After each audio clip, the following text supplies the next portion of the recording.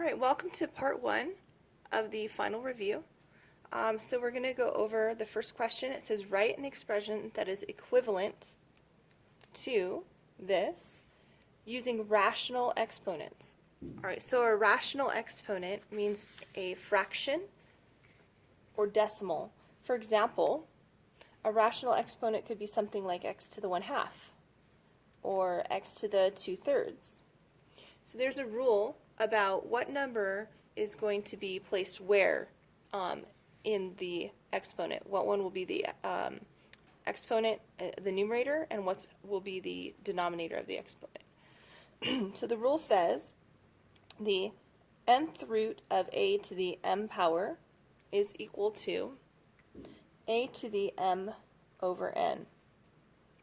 So what we have is the mth root of x to the nth power. What I notice is that this number is the numerator and this number is the denominator of the exponent. So this number will be my numerator. I'm going to have x to the n over my denominator will be m. And there we go.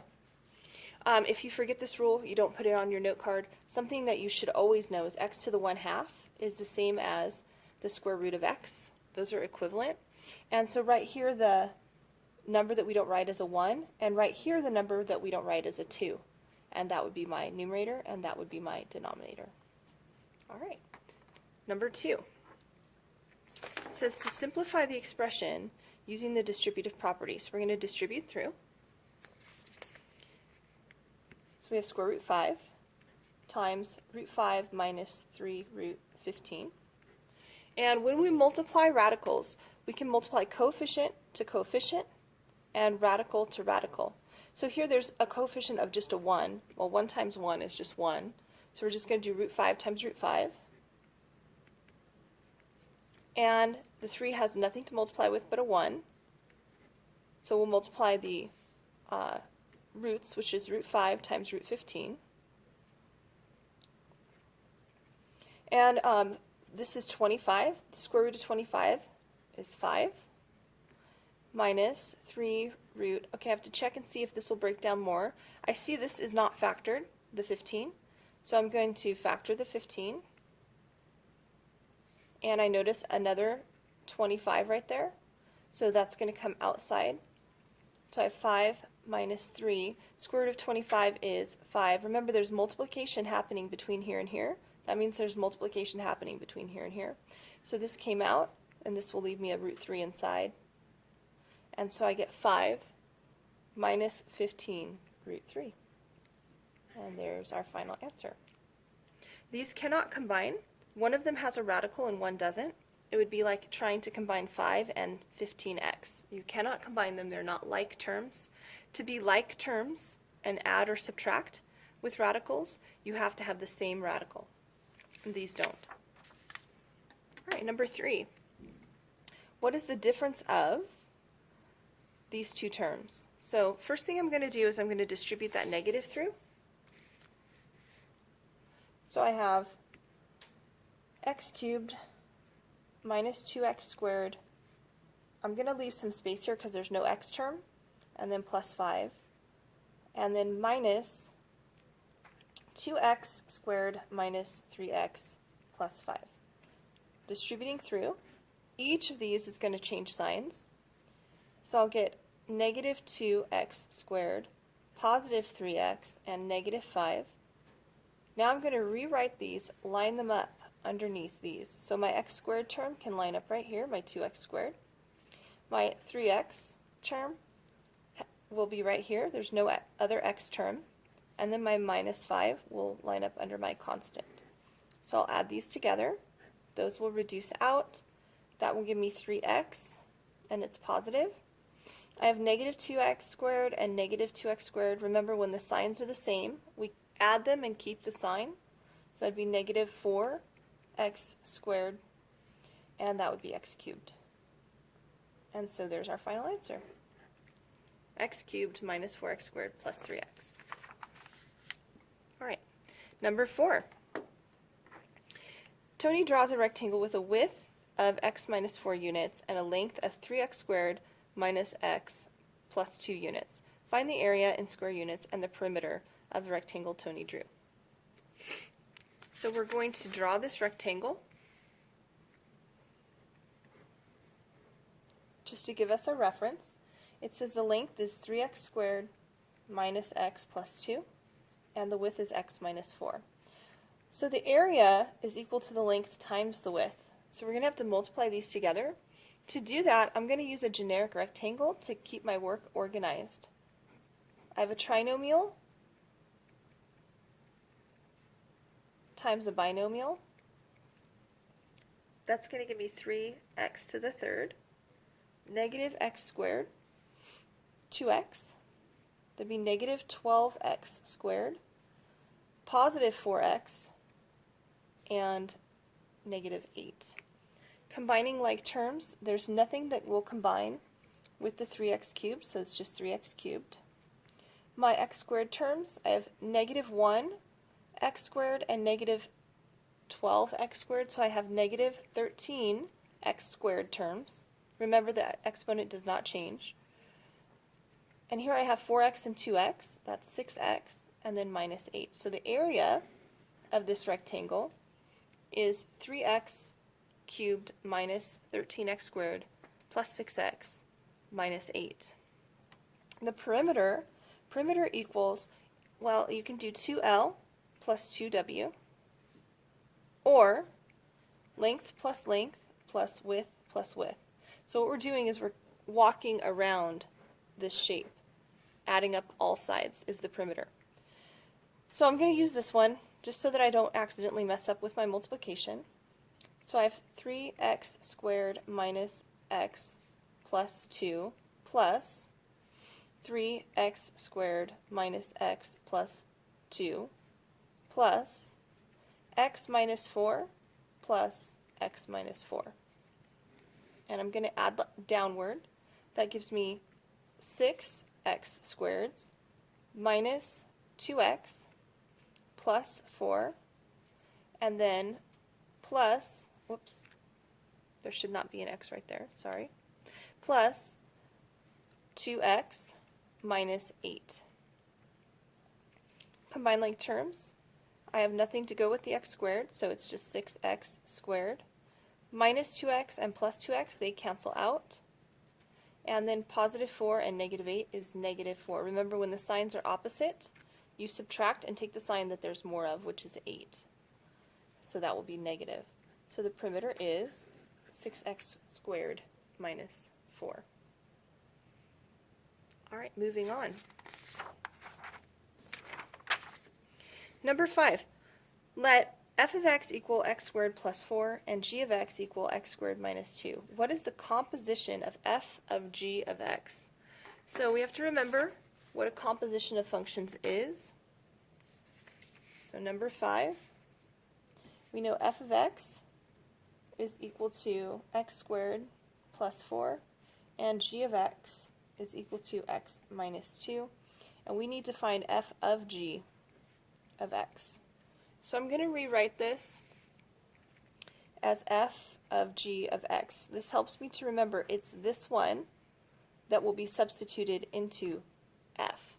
So g of x, this, is going to be substituted into f of x for wherever I see an x term. So I'm going to write this as f of g of x equals, here's f,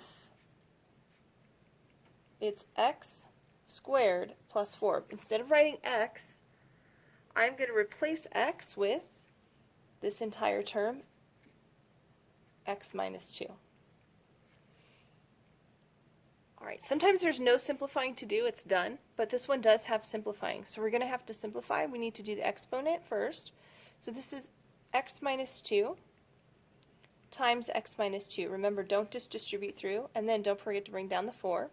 To do this, I'm going to use a generic rectangle, x minus 2 times x minus 2. That gives me x squared minus 2x plus 4, x squared, that's minus 4x, and plus 4, and then I have to bring down this plus 4. Finally, I can combine these two terms. They're like terms. So I'll have x squared minus 4x plus 8, which is what I had. All right. Simplify the following expression. Do not leave any negative exponents. So here's my expression. Let me rewrite it. Number 6, 12x cubed y to the negative 2 times 3x to the negative 4, y to the 5th, all raised to the negative 1 power, and 9x to the negative 1, y to the 6th. The first thing I want to take care of is this power to a power. So remember, the rule says that if we have a to the m raised to the nth power, that we're going to multiply these exponents. It's going to be a to the m times n. So that's what we're going to do. Don't forget, you have to distribute to even this 3. You're going to distribute to that exponent, and that exponent. So we get 12 x cubed y to the negative 2. That becomes 3 to the negative 1. 1 times 1, negative 1 is negative 1. X to the negative 4 times negative 1 is 4. And 5 times negative 1 is negative 5. And then over 9x to the negative 1, y to the 6th. And then we have another rule that says if we have negative exponents, what we're supposed to do to those. So if we have 1 over a to the n, that is the same as a to the negative n power. So what that means is that if you have a negative exponent, this is going to move into the denominator, and if it was already in the denominator, it would move up to the numerator. So this factor will move down, this factor will move down, this factor will move down. The 9 is not moving. The exponent on the 9 is a 1, so we're not moving that, but the x to the negative 1 will move. All right, so I'm going to move everything that has a negative exponent. So the 12 is going to stay, the x cubed is going to stay, and the x to the 4th is going to stay. The 9 will stay, and the y to the 6th will stay. I'm going to move this to the denominator, so it's going to move down. It's going to be y squared. It becomes positive. That's how we change the negative into a positive. And then this will move down. So I'll have a 3 to the 1st, which I don't need to write the 1. And then a y to the 5th will move down. Finally, this x to the negative 1 will move up. All right. If there were anything to simplify, like any in the top and bottom that could cancel out, you could reduce them out. But there aren't. So we're going to follow the rule that says if we're multiplying, which we are, we add the exponent. So for example, a to the m times a to the n is equal to a to the m plus n. So we're going to add those exponents. So I have 12, x to the, that's 8, over 27, y to the 8th plus 5 more would be y to the 13th. And then finally, just check that it's completely simplified. Nothing will reduce here, but something does reduce here. 12 is divisible by 3, and 27 is also divisible by 3. 12 divided by 3 is 4. 27 divided by 3 is 9. So we get 4x to the 8th over y to the 13th. Or sorry, 9y to the 13th. Okay. Next one, it says the area of a square is 98 x to the 4th, y to the 5th centimeters squared. Find the length of one of the sides. So to find the length of a side of a square, I know that the area of a square, right, is equal to side times side. So area equals side squared. They also told me that the area is 98 x to the 4th, y to the 5th centimeters squared. So I am going to substitute this in for the area because I'm trying to find the side length. So I have 98 x to the 4th, y to the 5th centimeters squared equals the side squared. Now I don't want the side squared. They're asking me to find the side length. So the opposite of side squared, or how to get rid of the square, would be to square root both sides. Now normally when we square root both sides we get a plus and a minus, but we're talking about the length of a side and the length will never be negative. So we're only going to worry about the positive case. So over here I get side equals, alright, 98 x to the 4th y to the 5th centimeters squared. So now I just need to check and see if this reduces. So 98 is not a perfect square, but I'm going to try to figure out what multiplies to 98. I know it's even, so I'll divide by 2. 2 goes into 9 4 times. And 2 goes into 18 9 times. So 2 times 49 is 98. And I know 49 is a perfect square, so I don't want to keep trying to simplify because the square root of 49 is 7. All right, x to the 4th, y to the 5th, and then centimeters squared. Well, I know the square root of this is just centimeters, so I'm going to bring my centimeters down.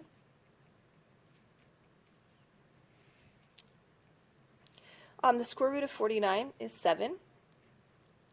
And then I'm looking for things that pair up, like I can take out a pair of x's as 1x. Here's another pair. Anything that pairs up is coming outside. And then stuck inside the radical I have a 2 and a y. I'll clean this up a little bit. I get 7, that's x times x, which is x to the 2nd. That's y times y, that's y to the 2nd. Square root 2y, and then centimeters is equal to the side length. Now when I square root things like x to the 4th, I don't do this really. What I do is I think, okay, I'm looking for pairs, right, square root. So how many groups of 2 can I take out of a group of 4? I can take out 2 groups of 2. And how many groups of 2 can I take out of a group of 5? I can take out 2 groups of 2, but I'll have 1 left over. All right. Let's go on to number 8. So number 8 says, what is the simplified version of the expression 2 root 50 minus root 32 plus 3 root 18? All right, so if they want us to try to simplify these, to add or subtract with radicals, these must match, and right now they don't. So sometimes we'd be finished, sometimes things will reduce. So we need to check, does 50 reduce, does 32 reduce, and does 18 reduce? So number 8, 2 root 50 minus root 32 plus 3 root 18. All right, so we're going to reduce 50. I know that 2 goes into 50 25 times. That's 2 times 25. We're going to reduce 32. 32 is 2 times 16. And I'm going to reduce 18. 18 is 2 times 9. So here's a perfect square, 25. The square root of 25 is 5, so it's going to pop out. We get to 2 times 5, and then root 2. Here's a perfect square. So the square root of 16 comes out as 4, and then root 2. And then here's a perfect square. The square root of 9 is 3, so I get a 3 on the outside as well, and then a root 2. Always simplify before you try to combine. So that's 10 root 2 minus 4 root 2 plus 9 root 2. All right, when we're adding and subtracting, now that we have common radicals, we can add these or subtract these. To do that, remember, these aren't going to cancel out. Just like if we had 10x minus 4x, that would be 6x. So 10 root 2 minus 4 root 2 is 6 root 2 plus 9 root 2. If I had 6x plus 9x, I'd have 15x. So 6 root 2 plus 9 root 2 is 15 root 2. And there's my final answer. All right, number 9. It says a rectangle has a length of 3 root 15 over root 5 inches and a width of 4 root 5 over 2 root 6 inches. what is the area of the rectangle? Don't forget to rationalize and simplify your final answer. So we're going to rationalize and simplify at the very end. Right, to find the area, well, area is equal to the length times the width. But the length that they gave me is 3 root 15 over root 5. Normally we just start multiplying, but what I notice here is that these two numbers can be reduced since they're both in a radical and they both have a factor of 5. So I'm going to reduce them first and rewrite this as 15 over 5. 5 goes into itself once, and 5 goes into 15 3 times. And so I'm left with 3 root 3, and then if I want to, I could put it over 1. All right, the width also reduces. The width they gave me, 4 root 5 over 2 root 6, well, these don't reduce, but the 2 and the 4 will reduce. 2 goes into itself once, and 2 goes into 4 twice, and so I get 2 root 5 over root 6. Now that they're both simplified, my math will be a little bit easier. I'm going to multiply length times width. So the area equals the length times the width. So remember, when we're multiplying again, we multiply coefficients to coefficients, so that would be 3 times 2, which is 6, and then radicals to radicals, so that would be root 15, and then over square root 6. I do see it could simplify, so if you want to simplify these two first, you can, or if you want to rationalize, probably most of you will think, oh, I need to rationalize the denominator. So we can do that first, it's fine. So we're going to rationalize the denominator here. Remember, to rationalize means to get this out of the denominator. To do that, I want to get a perfect square down here, so I'll multiply by square root 6, but whatever I do to the denominator, I have to do to the numerator. So that gives me 15 times 6 is 90 over square root 6 times square root 6, which is square root 36. But the square root of 36, that is my perfect square. And so that is 6 root 90 over square root of 36 is 6. My 6's will cancel. And then I have to check, is square root 90 completely reduced? It might be reduced. It might be that it will reduce further.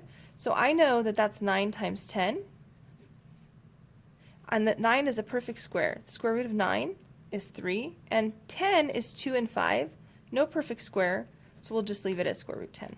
So it is 3 square root 10. Final answer is 3 root 10. All right. Number 10. Given that p of x equals negative 3x and q of x equals 6x minus 9, find p divided by q of x. Remember to simplify and state restrictions on the domain. All right, so when they say simplify and state restrictions, so restrictions on the domain come from the denominator of the problem. So we'll get back to that, but we're going to have two parts to this question. So part one is to figure out what p divided by q of x would be. So p divided by q is the same thing as p of x over q of x. Always, like if I say 6 divided by 3. 6 divided by 3 equals 6 over 3, which is 2. That's different than 3 divided by 6. 3 divided by 6 is 3 over 6, which is 1/2. So don't forget which one comes first. This is always the denominator. All right, well, p of x was negative 3x, so I'll put that in the numerator, and q of x was 6x minus 9. And then you just check to see if anything will reduce. In this case, they all have a common factor of 3. So I can divide this by 3, that'll give me a 1. Divide this by 3, that's a 2. And divide this by 3, and that's a 3. Remember, that has to be in common for all of the terms. And so my final answer is negative x over 2x minus 3. That's part one, that's the division. But the second part says to state restrictions. So restrictions are what we cannot do.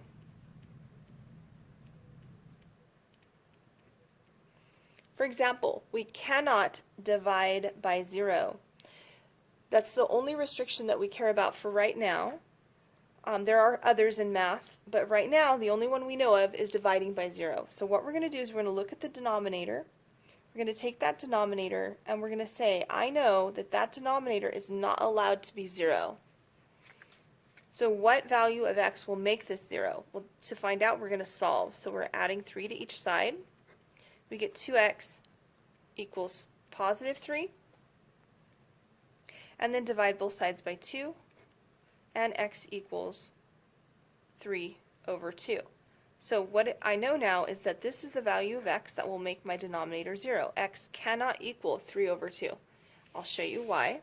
If I plug 3 over 2 in right there, I'll get 2 times 3 over 2, and then minus 3. These two will cancel, and I'll get 3 minus 3, which is 0. Not allowed. No zeros in the denominator. So here's my division, and there's my restriction. X can be anything other than 3 over 2. Let's look at number 11. So number 11 says Fernando has a picture framing business. He has a function f of x equals 2x plus 1 that finds the size of the glass needed for the picture with side length x.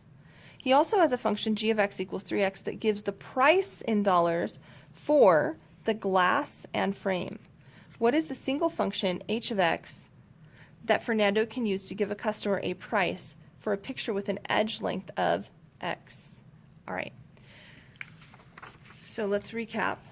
He's got two functions. F of x equals 2x plus 1. This will tell me what size glass is needed. All right, he has another function, g of x, which equals 3x. And that will give the price for glass and frame for size from part 1. So part 1 meaning first he has to figure out what size glass he needs before he can give a price. He can't give a price if he doesn't know how much glass he's going to use. So in this case, we would want to figure out what is this value. Once I find that out, then I could plug that answer into this function. So this is a composition of functions. And what they want me to do is to take this function and plug it into that function. So this time it's not f of g, this time it's g of f, because they want me to take f of x and plug it into g of x. Again, the reason why is because first we'd have to find the size in order to find the price. So I'd have to figure this out and then plug that answer into that. So we're going to plug in f of x into g of x. Here's g of x, 3x. Only instead of putting x, I'm going to plug in the other function. And then simplify. So I'll distribute that 3 through.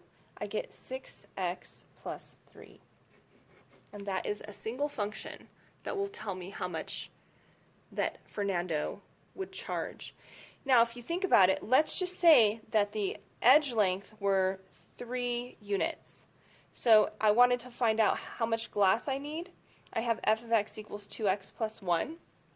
So f of 3 would be 2 times 3 plus 1. So that'd be 7. And then once I found that, I would plug in 7 into g of x, which would give me 3 times 7, which is 21. So to check that I did this right, what I can do is go ahead and plug in 7 over here and see if I get 21. So let's see, what is g of f of 7? 6 times 7 plus 3. 6 times 7, oh sorry, not 7. 3. If I want to plug in 3, not 7, excuse me. So f of 3, so 6 times 3 plus 3, I get 18 plus 3, which is 21. Same answer. So you can always check to make sure that you plugged in the right one. All right, next one. Number 12, write a quadratic equation in vertex form from this function. All right, so vertex form, just to remind you, is y equals ax minus h squared plus k. So we have to find h and k. We know a. We have this function, f of x equals x squared minus 6x plus 2. So a is 1, b is negative 6, and c is 2.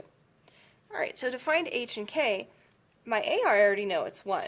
But to find h and k, I'm going to use this equation, x equals negative b over 2a. This will give me the x-coordinate of the vertex.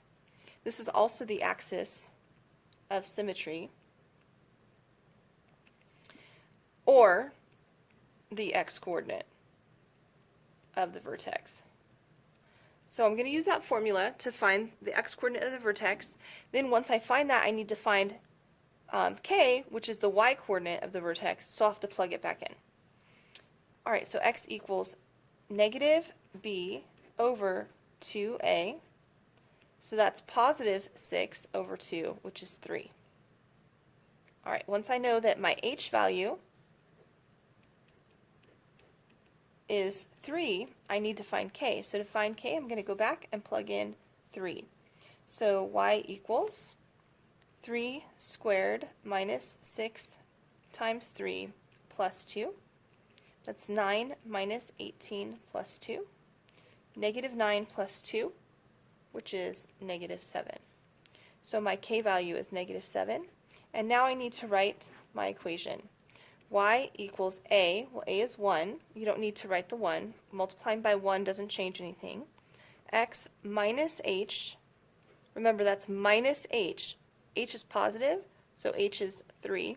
If you had added a negative here, it would be x minus negative 3. It would have become positive.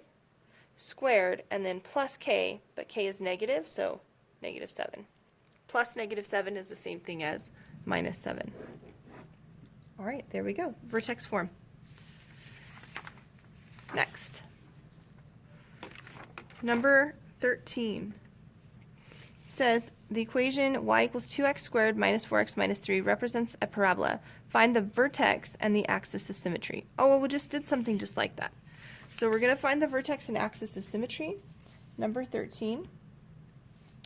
Our equation is y equals 2x squared minus 4x minus 3.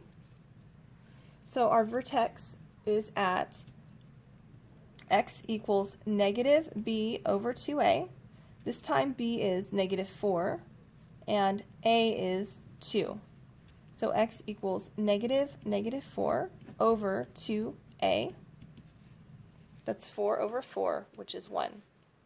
So here's my axis of symmetry. And it's the x-coordinate of my vertex. To find the y-coordinate, I'll go back and plug it in. Y equals 2x squared